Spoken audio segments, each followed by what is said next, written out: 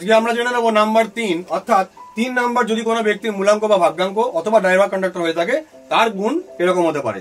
Hello বন্ধুরা, আপনারা দেখছেন অঙ্ক কথা বলে। আমি সুভাষিস প্রসাদ, নিউমোলজিস্ট এবং বাস্তু এক্সপার্ট। আসুন জেনে নিই। নাম্বার 3 তাকে ডিনোট করছে জুপিটার। আগের ভিডিও থেকে দেখে নেবেন যে কোন প্ল্যানেট কোন নাম্বারকে ডোনেট করে অথবা তার মালিককে।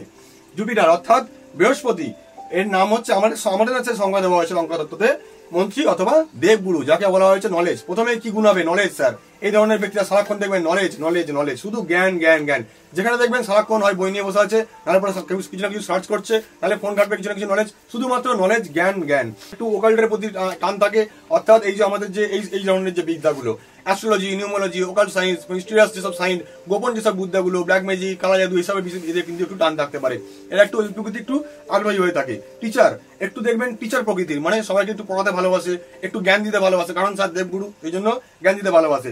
একটু দেখবেন স্পিরিচুয়াল, মানে হচ্ছে একটু ঠাকুর ফাকুর নিয়ে একটু দেখবেন ব্যস্ত থাকে। ঠাকুরকে খুব ঠাকুরকে শ্রদ্ধা করে, পুজো দিতে তাকে ভালোবাসে, কারণ স্পিরিচুয়াল। এদের মধ্যে গুণটা বর্তমান রয়েছে সেই কারণে। একটু রিলিজিয়াস, একটু দেখবেন ধার্মিক প্রকৃতির, এটা একটু ধর্মকে প্রচন্ড পরিমাণে ভালোবাসে। ধর্ম নিয়ে কোনো ঝগড়া করা যাবে না স্যার, তাহলে পরে কিন্তু আপনার সঙ্গে কথা কাটাকাটি মারামারিও লেগে যেতে পারে, কারণ এ নিজে ধার্মিক, সেই জন্য ধর্মকে কিন্তু প্রচন্ড পরিমাণে ভালোবাসে। কনসালটেন্ট বা কাউকে, ওই যে আপনাকে প্রথমে বললাম, লোককে একটু জ্ঞান দিতে ভালোবাসে। এছাড়া দেখবেন এরা একটু হিলিং টাইপের, মানে সাধনা করতে এইসব কিন্তু ভালোবাসে। আপনাকে প্রথমেই বললাম যে এই গুণগুলো কিভাবে ম্যাচ করে যাচ্ছে, এই প্রকৃতির ব্যক্তি কিন্তু এরা হয়ে থাকে। একটু রাইটার, আর্টিস্ট, লেখক, অথবা দেখবেন অ্যাক্টর, যাকে আমরা বলি অ্যাক্টর, অভিনেতা যাকে বলি আমরা, তো সেই প্রকৃতির যে গুণগুলো কিন্তু এদের মধ্যে হয়ে থাকে। কারণ নলেজ, দেবগুরু, এদের মধ্যে এইরকম ধরনের যে গুণগুলো কিন্তু ভরে ভরে রয়েছে স্যার। যদি আপনি চান ট্রাই করে দেখতে পারেন, এরা কিন্তু এই দিক থেকে প্রচন্ড পরিমাণে দেখবেন এক্সপার্ট। একটু মিউজিশিয়ান, অর্থাৎ এরা একটু মিউজিক শুনতে অথবা মিউজিকের প্রতি দেখবেন কোনো না কোনো একটু টান থাকে। যদি আপনার বাড়িতে কেউ এরকম ব্যক্তি থাকে, দেখবেন মিউজিকের প্রতি একটু টান থাকে। মিউজিক ভালো ডাইরেক্টিং করতে পারে। ডাইরেক্টর টাইপের কোনো জিনিস আপনি ডাইরেক্টিং করতে দিয়ে দিন, কিভাবে তাকে প্রোগ্রামটাকে সাজাতে হবে, কিভাবে সেটাকে মানে ভালোভাবে গড়ে তোলা যাবে, তার কিন্তু প্রচন্ড পরিমাণে এরা এক্সপার্ট।